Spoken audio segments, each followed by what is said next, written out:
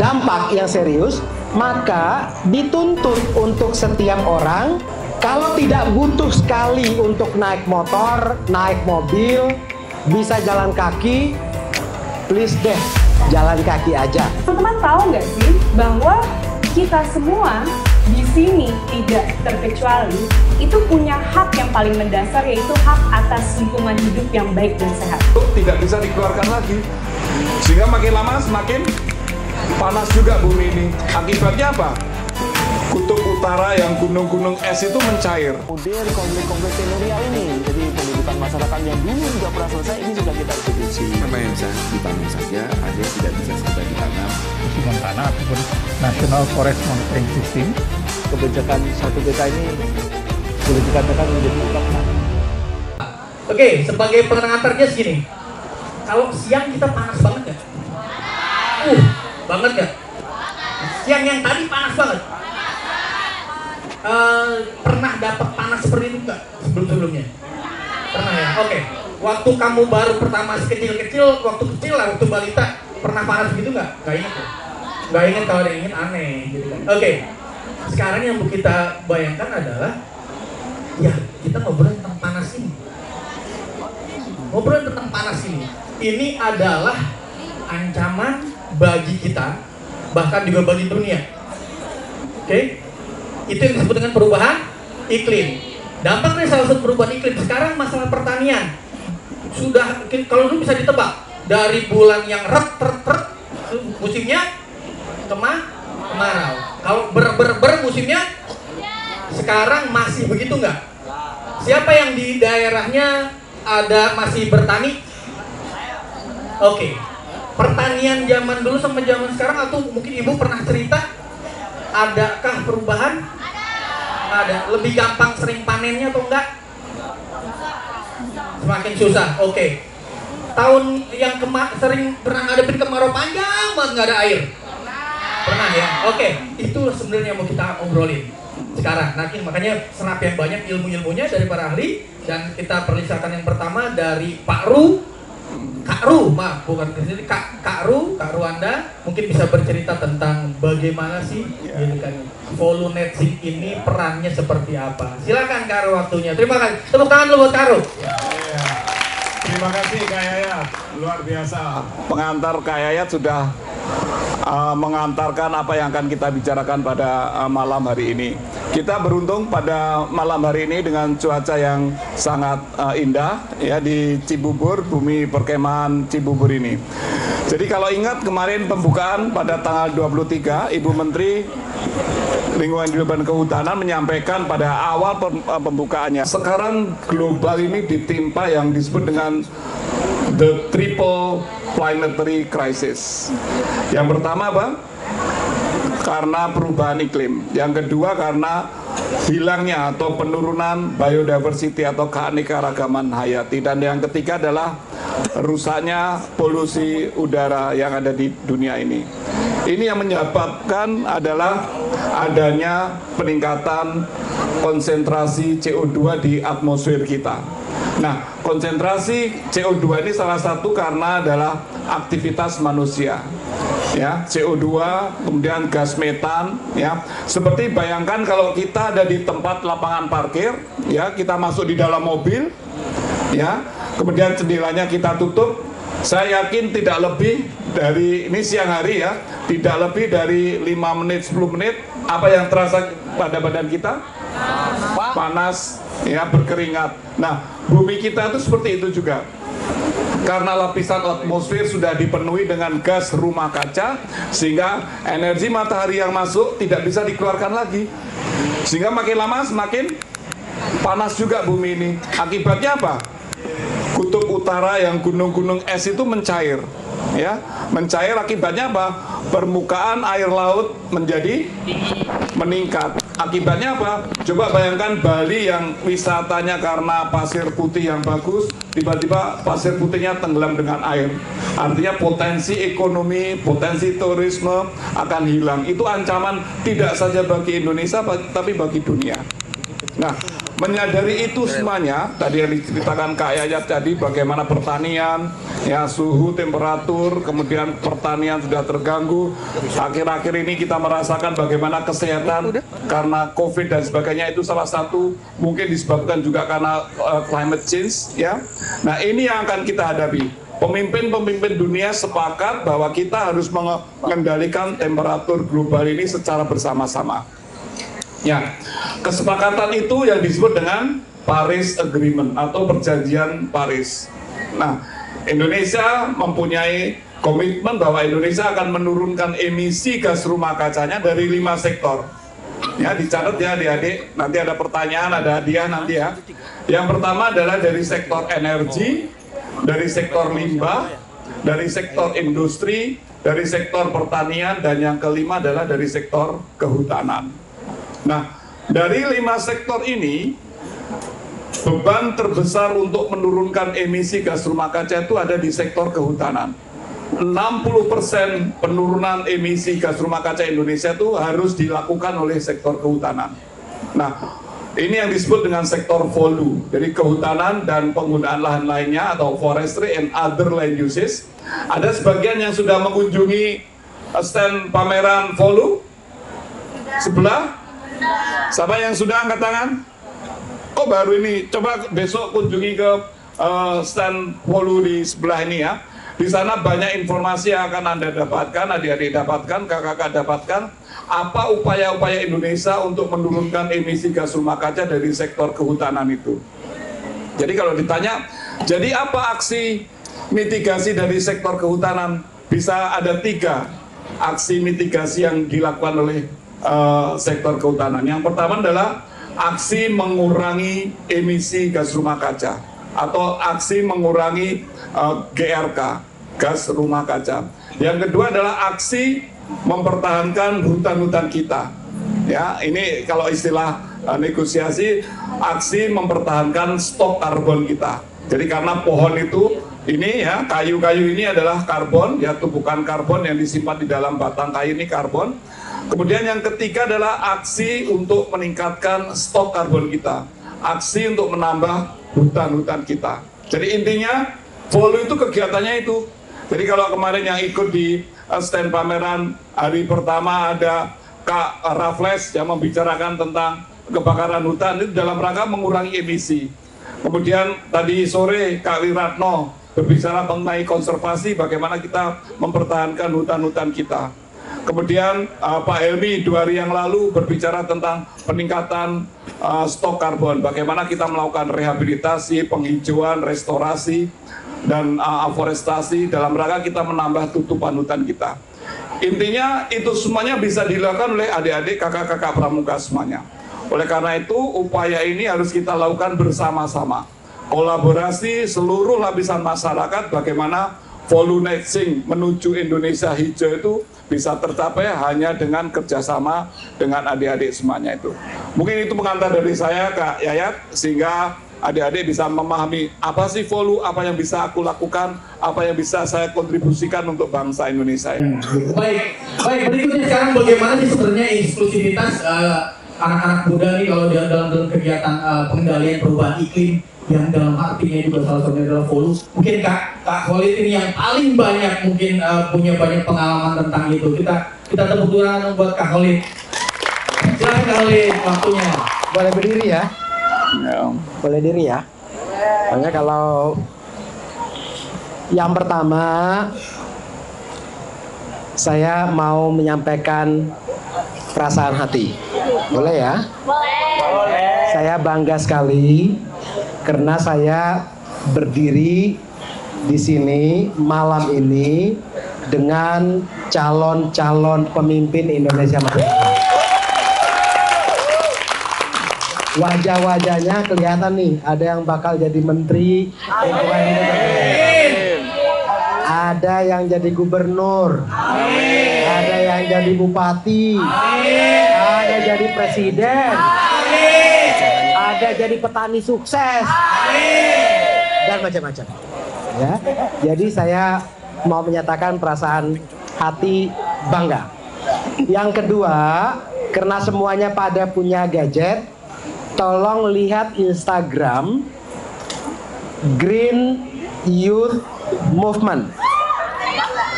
Siapa peserta Green Youth Movement di sini? Akan ikut wisuda? Ya, tanggal 3 Oktober ya. Sip. Nah, nanti yang udah ikut itu nanti ada Kak Amal di belakang yang ngurusin gitu. Nanti habis ini kita bisa ngobrol ya. Ternyata kalau kita bicara tentang krisis yang dihadapi dunia saat ini, itu bukan main-main. Krisis yang dihadapi dunia, tidak hanya Indonesia, itu sungguh-sungguh terjadi. Kalau yang Ibu Menteri mengatakan triple planetary crisis, perubahan iklim, itu Ibu baru cerita tentang perubahan iklim yang tadi Pak Ru udah sampaikan. Tapi ada lagi yang biodiversity loss, kehilangan keanekaragaman hayati yang sistematis. Ada lagi polusi. Pertanyaan paling mendasar, apa yang menyebabkan 3 krisis itu? Perubahan iklim, kehilangan keanekaragaman hayati, dan polusi. Ternyata penyebab utamanya, ada yang bisa jawab? Kira-kira apa penyebab utamanya? Manusia. Kita kasih tepuk tangan. Ini harus dapat hadiah. Manusia butuh aktivitas untuk kehidupan, ya.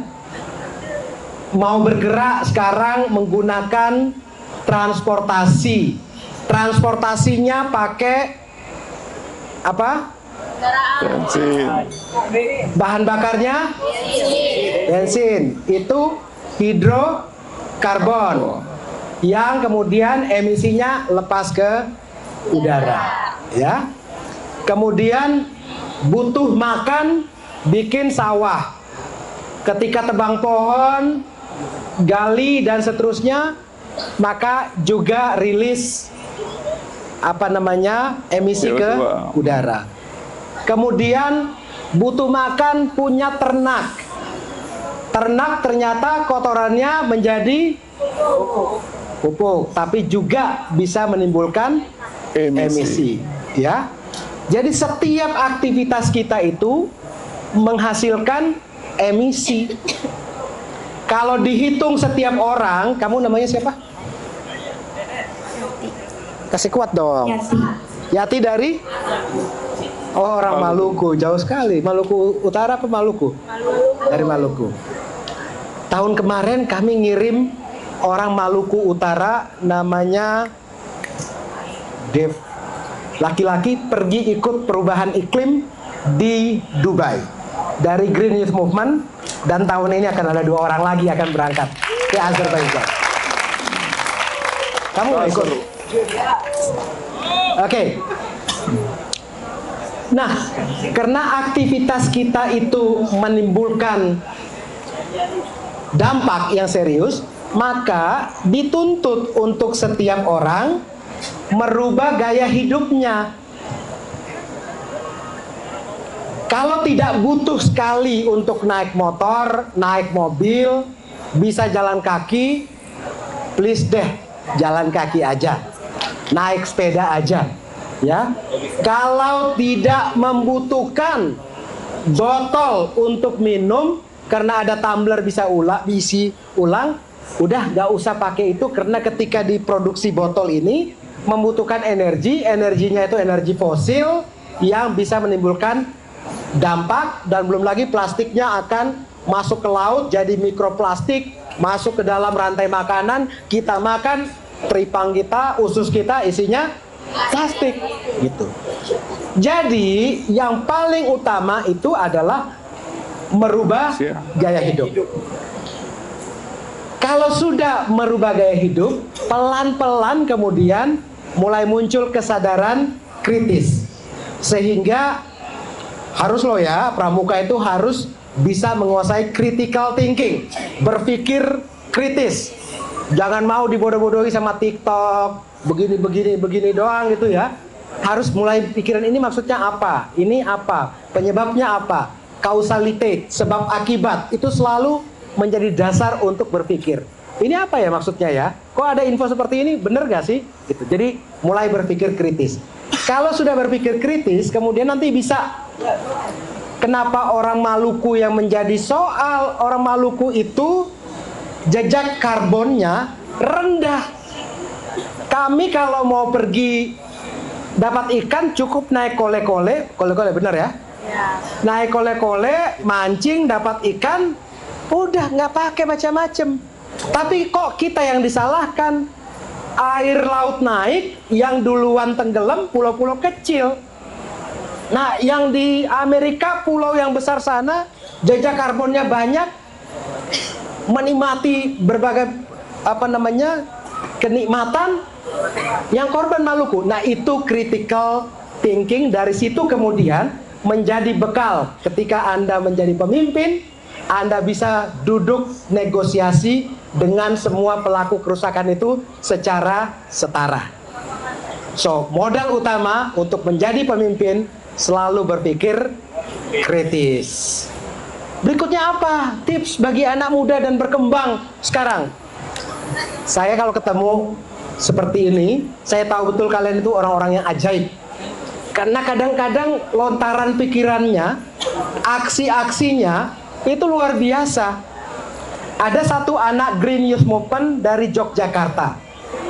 Namanya, saya lupa namanya. Laki-laki, dia hubungin saya, beritahu, Kak, saya dipanggil kakak, saya senang juga dipanggil kakak. Gitu ya. Kak, kami punya satu inisiatif. Bisa nggak kita kolaborasi? Saya bilang bisa banget. Apa idenya? Kami lagi kumpulin anak-anak kreatif bikin animasi dan mau melakukan pendidikan lingkungan hidup dengan animasi dan tokoh-tokoh yang ada di dalam animasi. Itu keluar dari anak SMA, SMK dia tuh. Dia himpun se-Indonesia dan punya satu namanya community animasi. Itu masih SMA kelas 2 udah punya ide seperti itu. Dan banyak sekali anak-anak muda seperti kalian ini yang akan membawa keselamatan bagi Indonesia dan dunia. Baik, selanjutnya kita mau dengar juga nih gitu kan dari Kak Mega. Kak Mega, terutama Kak Mega. Ada yang namanya Mega juga di sini? Oke, kami itu bisa nanti karena namanya sama. Oke, siap. Yang punya namanya Mega, laki-laki lah. Ada.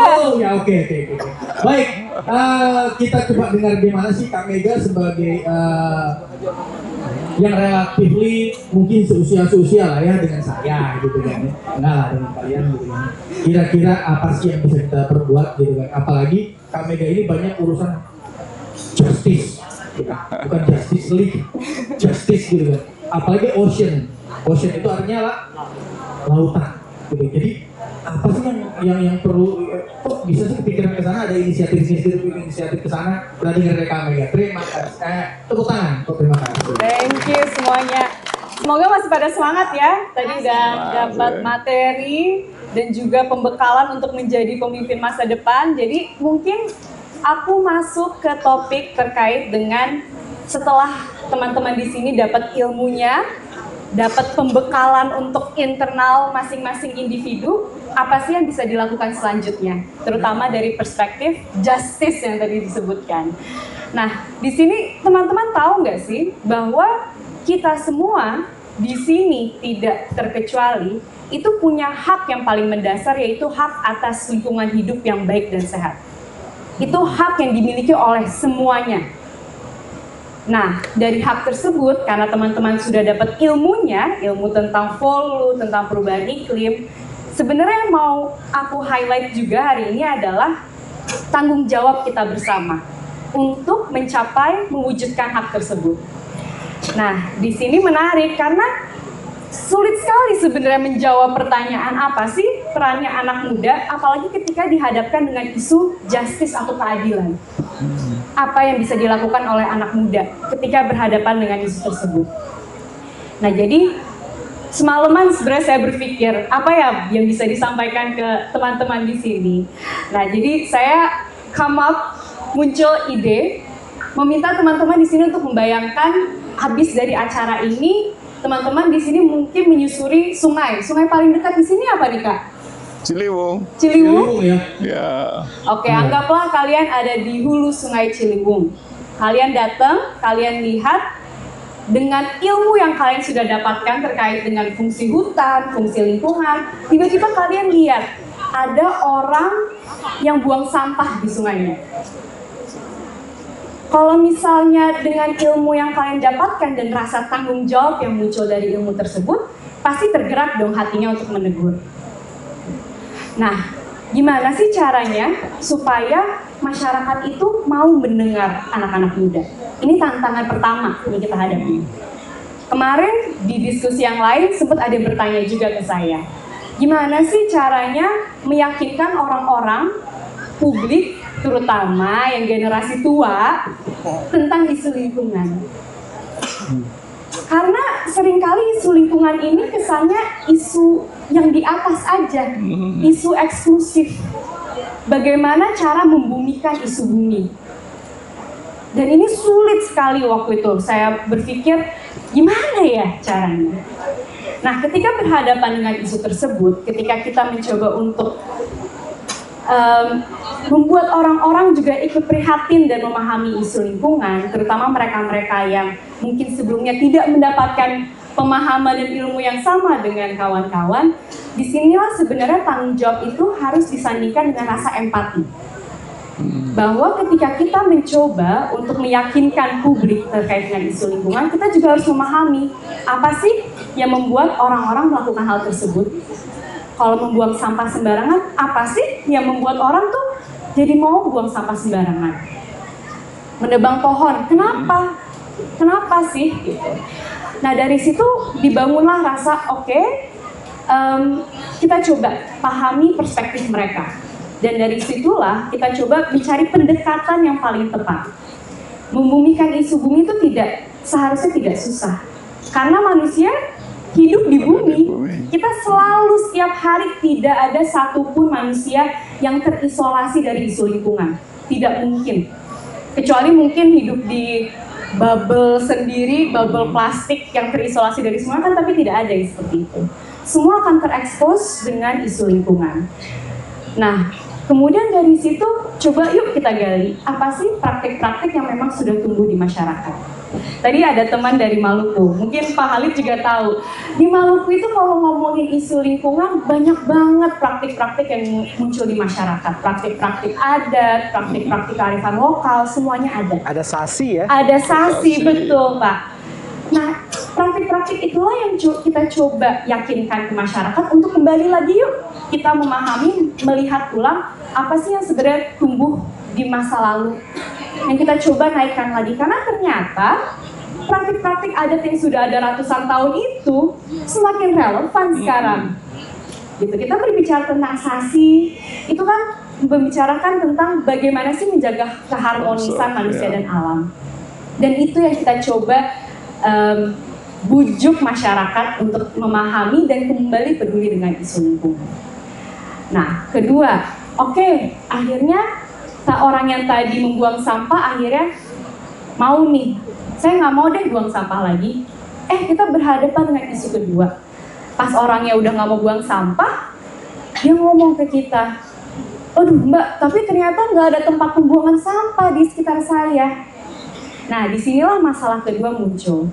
Selain tanggung jawab kita untuk mengatasi isu, untuk mengayomi masyarakat, ternyata ketika kita sedang memperjuangkan lingkungan, kita akan berhadapan dengan isu yang sifatnya sistematis, struktural.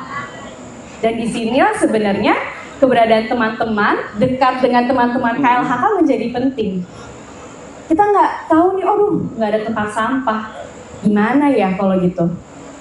Teman-teman datang ke Dinas Lingkungan Hidup, laporkan, saya nggak ada tempat sampah nih di pinggir sungai Ciliwung. Nah, masalah kedua selesai. Tiba-tiba ternyata kalau misalnya kita ubah pelakunya bukan masyarakat, ternyata pelakunya adalah perusahaan besar. Waduh, makin sulit lagi nih. Anak muda disuruh berhadapan dengan perusahaan besar. Gimana caranya? Bingung nggak tuh? Nah, kalau misal sudah berhadapan dengan perusahaan-perusahaan besar, sebenarnya tadi Pak Halid sebenarnya sampaikan, kekuatan kolektif kemudian harus bermain. Jaring anak-anak muda, teman-teman semuanya, untuk sama-sama memperjuangkan hak atas lingkungan hidup yang sehat di awal. Jangan takut untuk memperjuangkan hak-hak tersebut secara kolektif, karena hak tersebut dilindungi loh oleh peraturan perundang-undangan.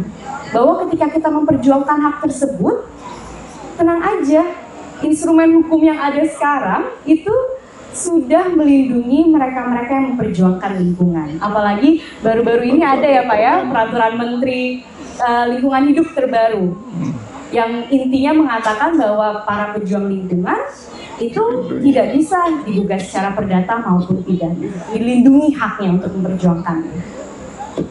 Jadi dinamika itulah yang sebenarnya harus dihadapi, mau nggak mau akan dihadapi oleh teman-teman anak muda ketika memperjuangkan lingkungan. Nah, selain itu, selain kisah sungai ini, ada beberapa catatan tambahan bahwa peran anak muda ini sebenarnya jauh lebih luas daripada sekedar menyuarakan ke teman-temannya atau misalnya menyuarakan di sosial media. Teman-teman tuh sebenarnya bisa loh kalau tahu misalnya dengar KLHK lagi nyusun peraturan baru nih, kayaknya saya mau kasih komentar deh, mau terlibat deh. Hal itu sebenarnya juga bisa dilakukan. Bahwa hak untuk berpartisipasi mulai dari perencanaan hingga implementasi kebijakan itu juga diterima oleh pemerintah, dan itu harus semakin sering ya dilaksanakan oleh anak-anak muda. Dan yang kedua adalah jangan lupa, aku nggak tahu nih teman-teman di sini sudah bisa terlibat dalam pemilihan umum atau belum ya? Sudah. Nah, ini juga menjadi penting bahwa Indonesia adalah negara demokrasi dan salah satu pilar demokrasi adalah pemilihan umum. Nah, jadi ketika kita memilih pemimpin masa depan, kita harus pilih pemimpin-pemimpin yang memang akan mengadvokasikan isu lingkungan sebagaimana yang kita percayai. Dan itu merupakan salah satu cara untuk memastikan akuntabilitas dari pejabat-pejabat di pemerintahan. Jadi jangan lupa hak itu. Ketika kita terlibat dalam pemilihan umum, dalam penyusunan kebijakan, semua itu harus diingat juga terkait dengan hak atas lingkungan hidup yang baik dan sehat.